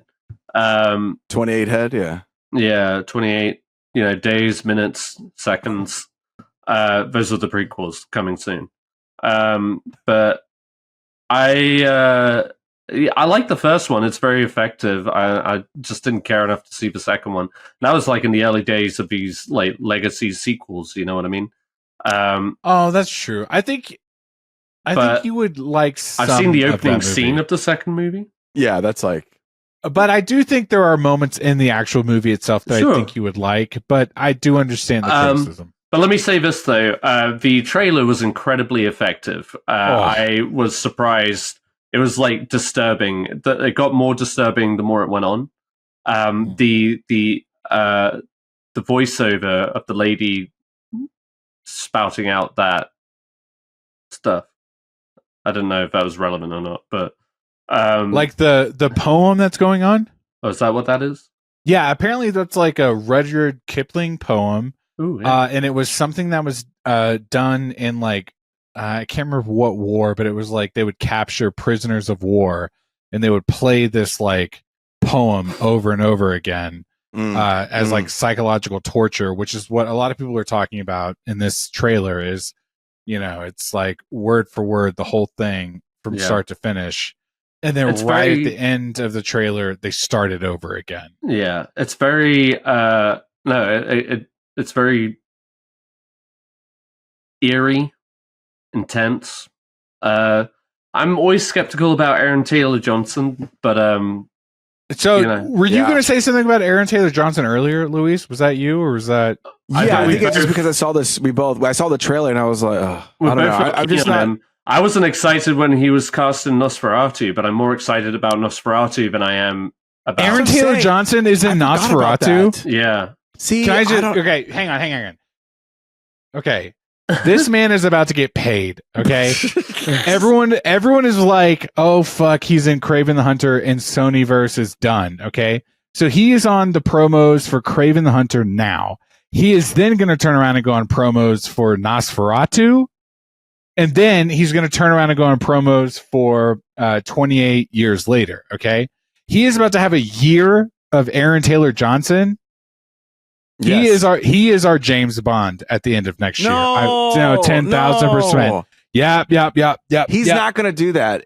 He already was in an interview where they were like, let's quote this James Bond quote. And he was like, no. He is your James Bond. I'm calling it now. I didn't realize he was in Nosferatu. He is about to have boom, boom, boom, boom, boom, all the way up to it. I'm gonna be frank. I just don't like him playing like cool people. That's cool. I don't give a fuck. I don't give a fuck. That's okay. Not see him that's as okay. Kick-Ass. I agree with you. I agree with you that it's okay. He's about to be your James Bond, and lock in now. I didn't lock in now. James Bond. James Bond hashtag. I didn't ask you. You know, some people are like, Biden's not my president, okay, but he's still the president, okay. I'm not trying to say anything, okay. Is he your James Bond? Do you like him? Are you like secretly? I didn't say that. I didn't say that. I'm just saying. Do you like him or no? Right. I think he could 100% be James Bond. But do you like him? Is what I'm asking. I'm not asking if he could play it. I'm asking, do you like him? Sure. I do. Actually, yeah. I think he's the next James Bond. I think he's better than Idris Elba. He's young. Okay. I think he's like ready to go. All right. He's going to be in like 10 movies, James Bond. I'm calling it now. If you had told me if he was in the shitty Craven movie and then he was in 28 Days Later, I would have been like, yeah, that's like he was also in The Fall Guy earlier this year. I didn't realize that he was working. Okay, like he is going boom, boom, boom, boom, boom. He did Bullet Train in a short. Yeah. Oh my God, Bullet Train. Yeah, I mean, in 5 years. I don't like him, but he was like the best thing about Bullet Train to me. Yeah. I didn't like that movie, but he was the best thing about it. And he was in that one movie. Wasn't he in Tenet? He was in Tenet. He was. Hey guys, let us down below. Is he going to be James Bond? We'll have a James Bond episode. It'll happen. I gotta watch all of them. Please. Hey, are we gonna just real quick? Are we gonna watch the 28 days, the whole thing before this movie comes out? Are we gonna watch 28 days, 28 months or whatever weeks? Yeah, maybe not. I mean, because you don't like zombie movies, or you think they're bad? No, I'm still feeling bitter about the whole Brutalist thing. So let's just. What does that have? What does that mean? I'm not. No one's talking about this. I'm talking about zombie movies. Are you gonna watch? Are you gonna watch 28 Days Later and the whole movies I'll watch before the 28 this movie? Years later, maybe. Have you seen 28? I already forgot. I've seen 28 The thing days. that bothers me sometimes is I've seen 28 days. I like it. Everyone on this podcast will act like, yeah, give me a suggestion, whatever. Like, yeah, I'll watch it. But then the moment a suggestion comes out, and I'm going to talk shit about myself too. The moment a suggestion comes out, everyone goes, I don't really want to. Well, hold on. I just entered into this phase. You can't judge me. I was literally down to watch everything. But now you're here. Now you're down in the muck. All right. Some more movies to deny. No. Yeah, no, 28 years, 28 days, 28 months, 28 seconds, coming out next year. It better be on the 28th of some month. Hey guys, let's talk about it now. Let's talk about it now. We talked about it in our let's get to the second half of this episode. All right. I can't believe, oh my God, what an episode. Let's talk about this now. Apparently there's weekly apologies. Ed, do you have something to do with this? Oh yeah. I was gonna say, I want to apologize to our loyal listeners. Just like I ended up singing a lot in last week's episode, and that's not gonna happen again. I went back and listened to this last episode, and I texted Miguel. I was just like, "How did you let me sing? Like, you were just goading me on, you motherfucker. You just like, do it, sing some First off, and I was just like, I know how to make content. Number one, okay. Look at you, Mr. Producer. And number two, I listened to that episode. It was like 3 times Ed sang in that episode, and every single time I was having so much fun. It was great. And I was yelling at the radio saying, "Why are you still singing?" No, I'll tell you the episode. Each time. The episode that I was like, oh my God. I have a whole nother. It wasn't even the last episode with you singing. I wish you would sing more. Okay, never happening again. No, it was the Gladiator episode that I was like, we need to sit down and have a conversation. Okay, but this singing episode, the every episode. One was obnoxious too. Sing something right now. No. What's your like least favorite Chapel Roan song?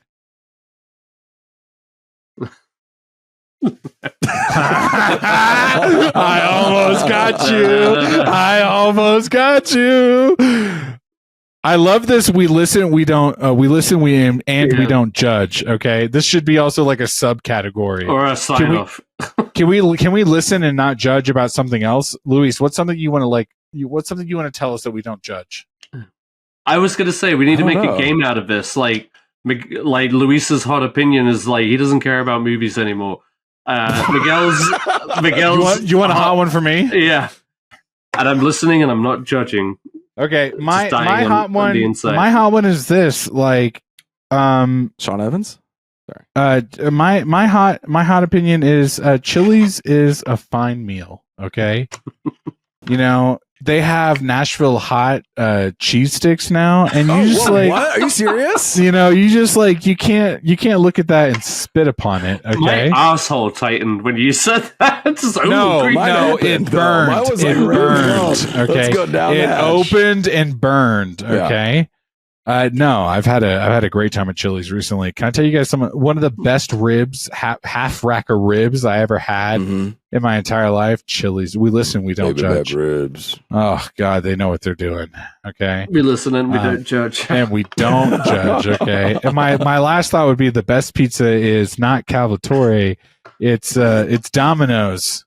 No, I'm just fucking around. We listen and we don't judge. I was just trying to piss that off. Well, you got the restaurant wrong too, so fuck you. What's the restaurant? I'm not going to say it now. It's Calvatore? Calvatore is an Italian restaurant nearby, but it's not Cultivare. Cultivare. Okay. Right. Luca Cultivare. That would have been a great name. I should have suggested it. Cultivare Bowl. What I love about this episode is I feel like we haven't been together in a while, and we just kind of all came together and said, we're going to talk about what we want to talk about. Yeah, okay. Exactly. Like, it's been a minute. We're also in that season of January 1st or whatever. Like, we'll get back into the next year. Okay. Right now we're in the holiday season where we'll just do an episode. Who gives a fuck? Yeah.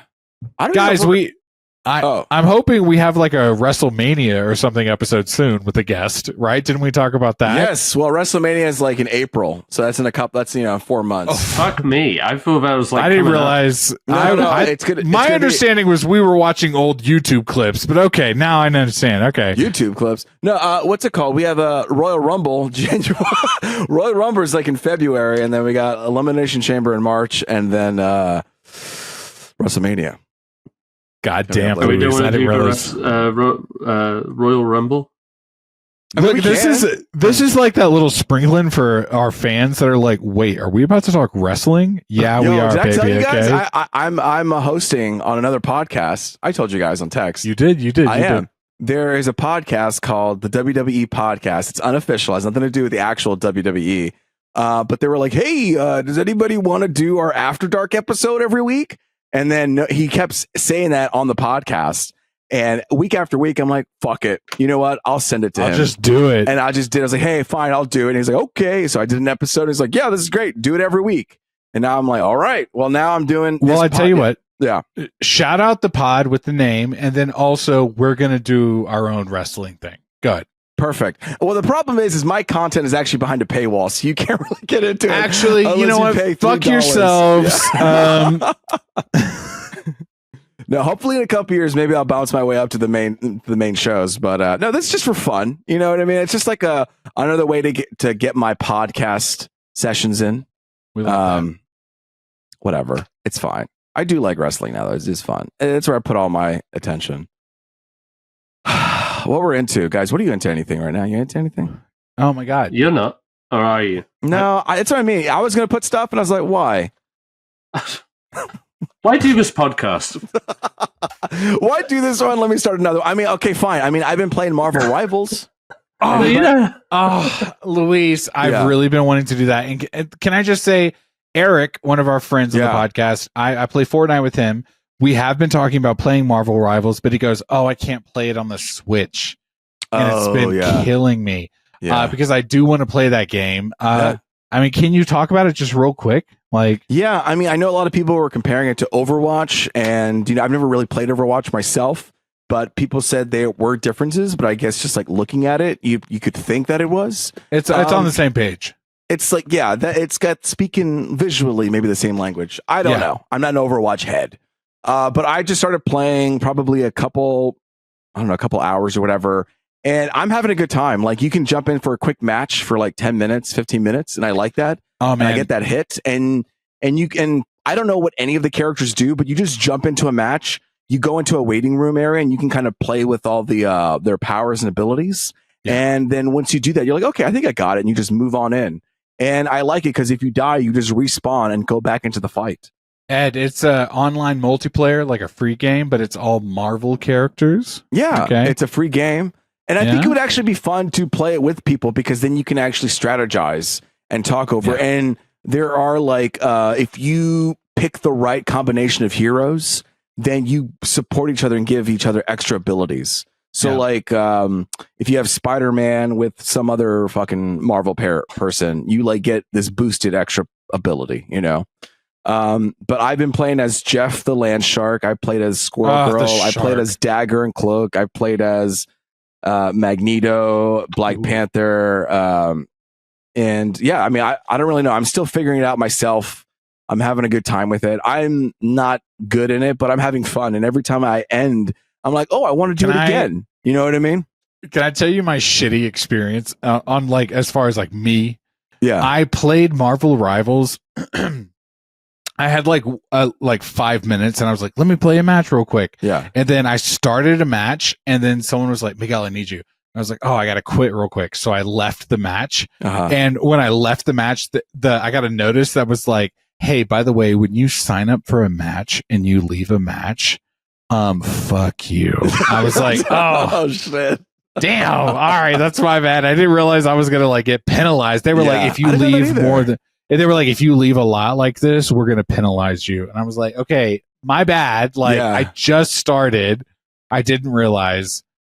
One of my favorite videos online is in the beta of Marvel Rivals where someone was playing as Doctor Strange, where you can like make the portal, and he made a portal at like a kill spot, and then he made a portal at the respawn spot. Oh, okay. Yeah. So they were like, every time a character respawned, they would they'd accidentally hop in the portal and then they would fall in a spot where they would die.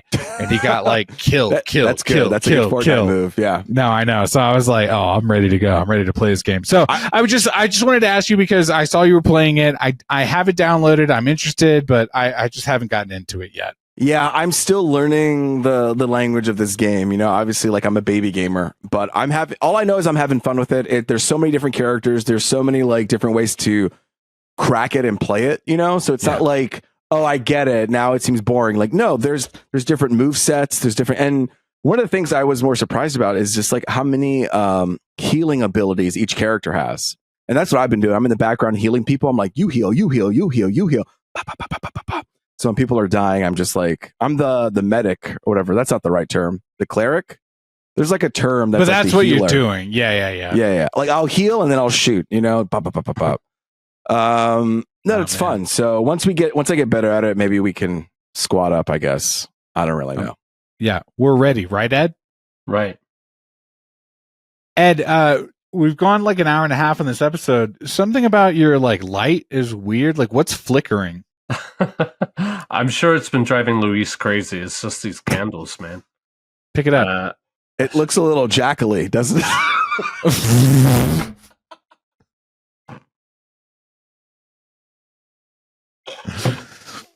Ed, let's jump to you. Tell us what you've been into. Oh, you know me. No, I've been watching. What's this video game you've been playing? Yeah. The Day of the Jackal? Is that what you're doing? Yeah, is it like a first person, a third person? Yeah. It's a Hitman game. And it's part of the Hitman saga, is that what you're saying? Yeah. No way. Day of Assassination? It's like a retro take on it. Okay. Oh, nice. Well, there is a 30th anniversary on PlayStation, so it makes sense. Oh.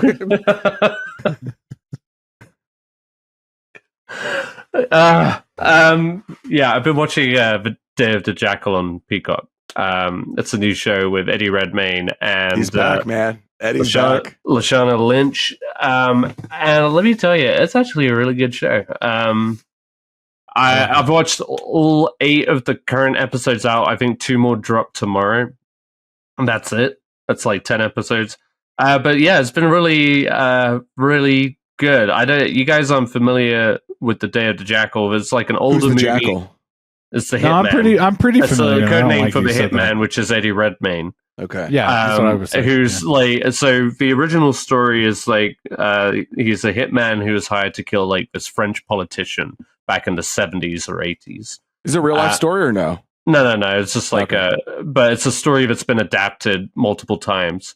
One variation of it was the Bruce Willis one called The Jackal in the 90s. That's the same thing? It's the same kind of I was going to make a Jackal joke earlier. That's the same thing? Yeah, it's the same like idea, yeah, basically. Have you guys seen that movie? No. Yeah, I like that movie. I mean, yeah, I've seen it. It's great. I know why you like it. Jack Black is in that movie. Jack Black is a great movie, yeah. And he gets his arm blown off in that movie. Hell yeah. Oh my god, I'm blown away. I was going to make a Jackal joke. I couldn't believe this was the same thing. Richard Gere, yeah. Wow. So yeah, basically the same idea. That was like literally the like 90s American version of that story. You know what I mean? Okay, you got me hooked. Action. Dude. So you know, it's very much like that kind of hitman espionage kind of thing, but it takes place in modern day. It makes some nods to the original movie, but beyond that.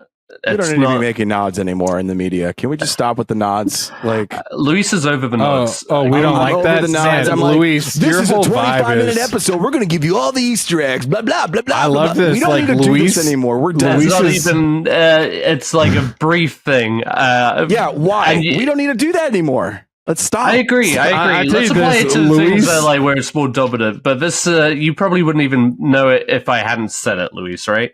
So let's not get upset about it. That's what I'm saying, Luis. Take a breath, okay? Take a breath. This has been happening for a long time. I'm sorry you're only just catching up. He's like, movies suck. Okay, yeah, we get it. It's the good ones you got to hold on to.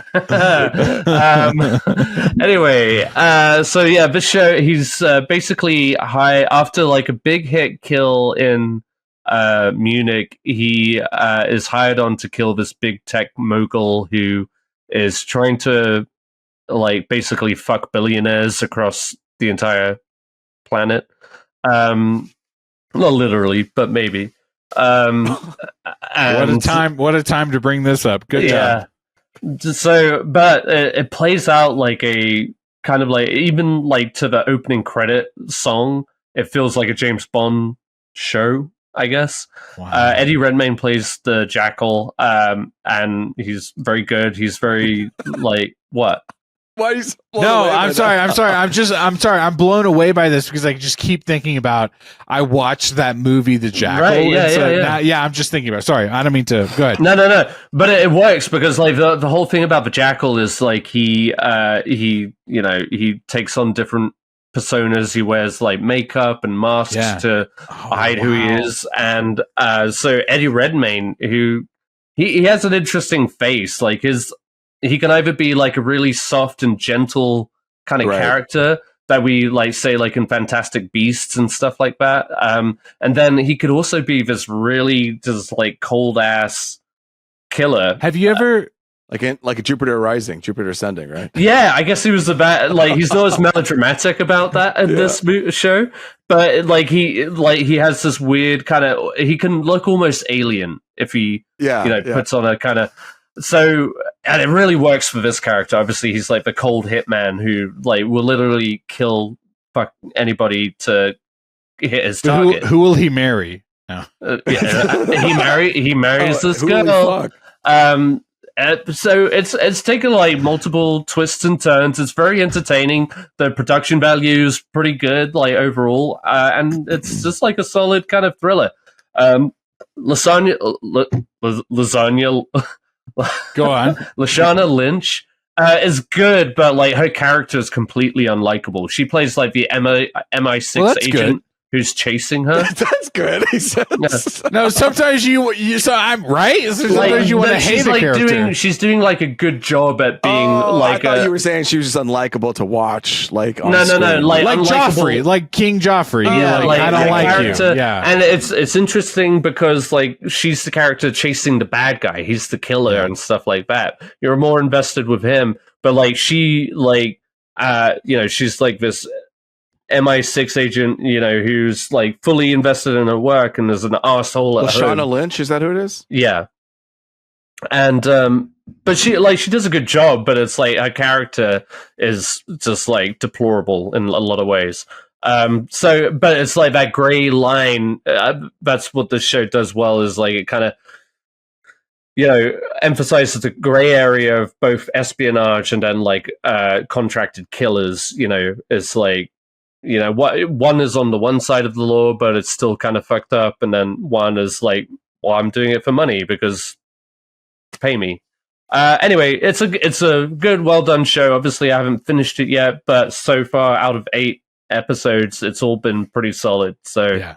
And they've already confirmed it for a second season. So, wow, good for them. Yeah, no, which in streaming terms is good. That's a good sign, right? I like to see Eddie and Austin together in a movie. Yeah. Eddie and Austin. He should come back. Eddie Redmayne. Yes. He should come back. He's he was hot for a second, and it's like let's get that. He cooled up. He let it cool back. Yeah, he got it. Eddie Redmayne is on. Ooh, copyrighted, trademarked on December 11th. Can I pivot off of like 3 things that Ed just said real quick? I'm gonna go boom boom boom real quick. Okay. So first off, the Jackal. The Bruce Willis movie. Yeah. I just could not believe that was the connection. I loved that movie as like a teenager. It was pretty good. Wow. I would recommend people going back. And the fact that this is like a new version of that story, I'm definitely down to watch it. Eddie Redmayne was also in a really good movie called, I'm pretty sure it was The Good Nurse. Is that the name of the? It's a Netflix movie. Yeah. With Jessica Chastain. Jessica Chastain. So good. You watched that movie? I watched that. Yeah, I watched that movie and the. You didn't talk about it here on this podcast. I listened to the episode on some sort of true crime podcast. No, it's so good, and both of them are so good in that movie. So I just wanted to throw that out there. Like Eddie Redmayne is a great actor, and we could point to all these things that we didn't love about, like the Fantastic Beast and yada yada. Okay, maybe not. Well, it wasn't on him though. Exactly. That's what I'm trying to say. Is like I think he is a great actor. He's a good actor, and I think after Fantastic Beast, especially, you run the risk of overhype, overcasting. Go watch one of these like low key things. So I'm super excited about this now. Like I want to watch this. It's good. The Good Nurse. It moves fast. Like every episode feels vital. You know how right now a lot of episodes and a lot of seasons of shows feel like why are we dragging it out? Exactly. You could have made this a 6-episode show. Silo. Man, that's interesting. I want to ask you more about Silo too, because I've heard good things. So not The Good Nurse. Okay, all right. I want to see Good Nurse, but that's a movie, Miguel. You know I'm going to see a movie. I do want to see The Good Nurse. That was on my list when it came out. I just never got around to it. No, it was so good. And you know what? I tell you what, this was my segue, and thank you guys. Just like if she was so good with him in The Good Nurse, Jessica Chastain was so good in Interstellar. Okay. And yes. you guys want to know what I did this last weekend on accident? Okay. I forgot that it was coming out this weekend. And I was like, I have to book my ticket now. The 10th anniversary of Interstellar came back to theaters. I saw it in IMAX at my local theater. You guys, I just had such a good time. You guys know this. I've seen Interstellar so many times. It's one of my favorite movies. Even I've said it so many times. I mean, honestly, I was thinking about that. Like, I've watched it basically like once a month since the whole 2024. And mainly because it's on streaming. Like, sometimes you just sit down and you go, let me throw a movie on. And it just happens to be the movie that I throw on a lot. I love Interstellar. And I got the chance. I knew it was coming up, but I did forget about it. But I did get a ticket to go see Interstellar. And I got to say, what an experience. Yes, you can talk about like the screen and the sound, the IMAX of it all. But the theater experience that I had was so good. Were you guys people there? guys, people laughed, they gasped, you know, they cried and they cheered. This was an experience. It was, and then I hop on Threads and people are like, I didn't see Interstellar in the theaters or ever at all, and I went and watched it this weekend and it was so good. That was like what people were experiencing in my theater too. Like you could tell it was like a boyfriend brought his girlfriend to the theater to go see Interstellar for the first time. I was sitting next to one of them, and she, every time like a big moment happened, she was like, ah! And I was like, I know, it's going to be okay. This is a good movie. Okay. Like, and like I knew what was happening at every beat. Like I feel like I could recite it. But I was surprised to hear that, like, when you watch a movie so many times, and maybe you laugh at it, maybe you don't, it's so surprising to hear like what the audience is reacting to. So like they laugh at lines that you're like, yeah, that is funny. Yes, this is funny. Like, I'm glad I'm listening to this. And it was so good.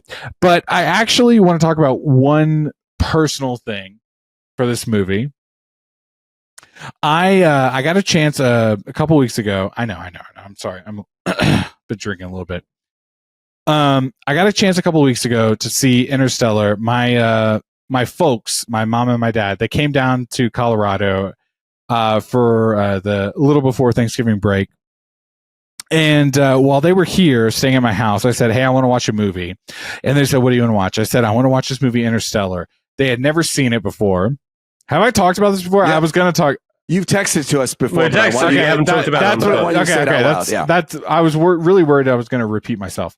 But they came and stayed with me, and I was like, I want to watch this movie. And you guys, this movie's like almost 3 hours long. And Ed knows my mom and dad. I don't know about Luis. I don't know if you know them.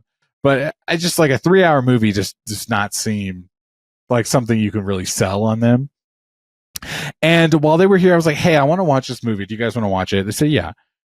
We put it on, and I could not believe this, but we watched the entire movie sitting down in my living room. And I just want to touch on these 3 moments real quick. So Interstellar, the whole reason I was like, I want you guys to watch this is because I've just like felt this visceral reaction as a father. The early scene where Cooper leaves, he goes to space, but before he does, he talks to Murphy, talks to his daughter, and he goes, I'm leaving. And she said, don't leave, stay. The thing says stay. And it's about a father and his daughter, young daughter, like leaving each other. And every time I see that scene, I cry. Okay. I'm sitting here watching it with my parents. I cut to the next scene where he comes back from Miller's planet. Miller's planet. And it's he's got all these videos, right? And Matthew McConaughey sits and he watches Tom go from the teenager Tom to the adult Tom, where Tom explains all the things. My son died. I met a woman. My son died. My new son was born. And I just had this moment where I looked over to my parents, and my dad teared up in that moment. Wow. And I realized in that moment, just a little personal, whatever, is he was experiencing like his own journey. Okay. As a father to another son, experiencing that moment. And you don't see your dad cry very often. And I couldn't believe I was watching this movie. Boom, here he was. Cut to the end of the movie. Everyone's loving the movie. I gave them the chance, like, throughout every, like, 15, 20 minutes. I was like, are we done watching this movie? Do you guys want to take a break? And they no, let's keep going. Let's keep going. Okay, all right.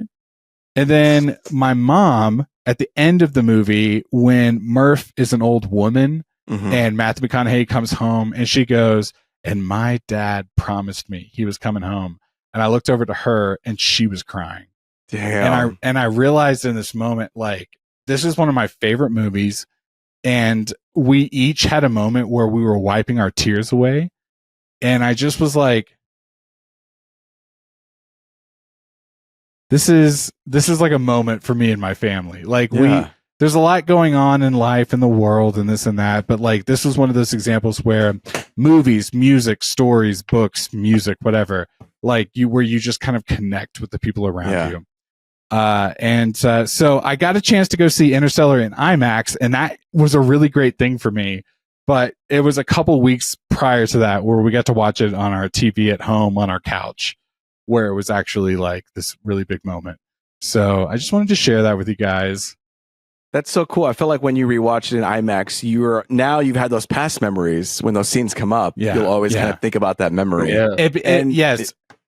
And also, like, my son has seen the movie with me. And so my wife and my son, they sat down and watched it with us in that moment.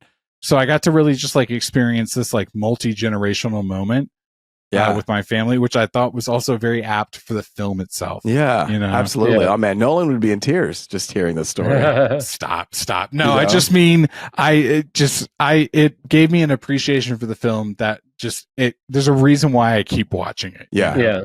I'm glad if anybody did see it of this group that it was you. You know what I mean? In a perfect world, I was going to try and see it. I told you I was trying to get my sister to go see it because it's one of her favorite movies too. Yeah. And don't get me wrong, I love Interstellar, but I don't think I hold it as closely as you do. I understand.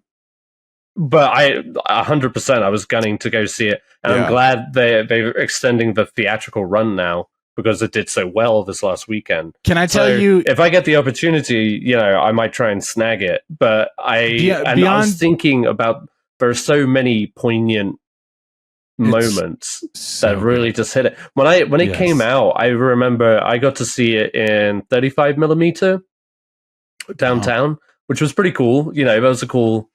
Hang on for a second. Just the coolest sentence you could have ever said. Yeah, when it came out, I saw it in 35mm downtown. All right, like get a tattoo. That shit's dope. All right, 35mm downtown. Baby. Downtown. Don't talk to me about my 70mm. But seeing it on IMAX would be fucking like about all year. People have been buzzing about this, so. 100%. I'd love to catch it. I'd probably be a wreck. I tell you what, all of those big scenes, just to talk about like the theatrical experience was so good. Every time, I mean, you guys give me shit about this, but sometimes I'll text you in theaters, and I was like texting you like, oh shit, like we're about to dock right now. Like, this was that's moment. Different though. It's an old movie. And I was just like, you guys don't have no idea. And the theater also was so, oh my God. You guys know that meme where the whole meme is the picture where the person, hang on. Where the person like locks into whatever content where they sit forward in their chair. Have you seen that meme? Okay, whatever. Wait, what? Okay. Yeah, there's a whole meme where like, and it doesn't matter what the context is, the person sits forward. Oh yes. It's like a drawing. I had a guy in front of me who literally, the moment Matt Damon gets to the ship, and they're like, stop, whatever you do, he sat forward, and I was like, this bro is locked in. I almost, when it was over and he leaned back, I almost wanted to grab him by the shoulder and be like, yes, okay, yes, brother. That was a great scene. Okay. No, I had a great time with Interstellar, and I think what's going to happen is, you guys know how on all these like Nolan lists, everyone has kind of like put Interstellar towards the bottom. I think the social push from this re-release is going to push Interstellar up, to be a top 5 movie. But guys, I appreciate you guys letting me have a moment to express my love for Interstellar, and also expressing a family moment that I had. But maybe we just like. Let's shake it off and let's wrap this episode up. Okay. Yeah. It was great that we all came together for this episode. Yeah. Finally a full house. Feels nice. Yeah. I know we didn't have a feature discussion this week, but I think we're going to have one next week. We're still up in the air because we've all given up on movies. And okay, I'm going to be watching. I'm done to watch this movie. So one of the movies in a possible movie we could watch is possible is what was it? I've already forgotten the movie. Emilia Perez and Conclave. Conclave. So what we decided was like, I will watch both. Luis, you watch the one that you want to watch, which is Emilia Perez, and then Miguel, you're going to watch Conclave. I am. We're going to meet in the middle, and we're really just going to review I kind of love that. Do you guys love an episode where it's an Ed episode where he hosts the entire time? Yeah, and he's like, babies, what did you watch? I'm going to sit back. Fuck it. I might put my table down. I might actually get a seat and let you host. I'm just going to be here. I don't give a fuck. You know? So I'll mediate. I'll mediate between the two movies. No, I mean, let me know if Conclave is good. If you're both like Luis, you have no idea what you're missing. Luis, I'll let you know. I was so uninterested in Conclave at leading up to it. I just thought it was going to be it felt Oscar baity. It felt like The Two Popes, which came out on Netflix 3 years ago or whatever. It felt like 2000s, Oscar trope. I've heard that it's just actually a lot of fun and it's really entertaining. It's like fun PG, and also it's like sassy. a PG Pope version of Succession or something like that. You know what I mean? Everybody's out to screw one another, trying to get the. Maybe it's just a very bad trailer. Oh, it's a terrible trailer. If you really wanted to scare away an audience, good God. We'll see. I might be wrong. It could be shit. So we'll probably do a swinging door feature discussion there. Hopefully no more news comes up so we can just keep it light, keep it tight. What an episode, guys. Kept it under 2, but over an hour and a half. That's a sweet ass spot for a movie to be in, you know? It's a good one. Hour 45, hour 40. Let's go. I'm down to watch it, you know? Don't go to the 2:45 runtime. Oof. Now I got to take off half the day. Give me 3.5. That's your whole day. With an intermission. Follow